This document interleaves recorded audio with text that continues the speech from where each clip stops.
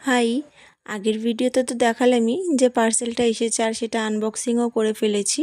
তো এই ভিডিওতে আমি দেখাচ্ছি সেটিংটা কি করে করব। তো সেটিংটা তো করা খুব একটা বড় ব্যাপার নয়, এটা তো খুবই ইজি। তো যেহেতু আমি ভিডিওটা করেছি তাই ভাবলাম শেয়ার করেই দিই। আর ওকেই বলেছিলাম সেটিংটা করতে, আর আমি একটু হেল্প করে দিচ্ছিলাম। ওই আর কি, স্ট্যান্ডগুলো তো অনেকগুলো একসাথে একটা বাঞ্চ করে এসেছিলো, সেইগুলোই খুলে হেল্প করে দিচ্ছিলাম আর কি।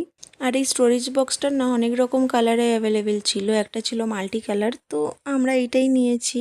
আর এটাই ছিল 6টা কম্পার্টমেন্ট, আর এটার দাম নিয়েছিল ওই 750 টাকা মতো।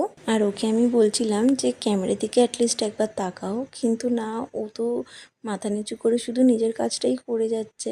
তো শেষে আমি ওকে একবার বলেছিলাম যে ক্যামেরার দিকে তাকিয়ে কিন্তু তোমাকে বাই বলতে হবে। আর বাই বলার সময় ওর মুখের এক্সপ্রেশনটা দেখে আমি নিজেই আর হাসি কন্ট্রোল করতে পারিনি, আমিই হেসে ফেলেছি।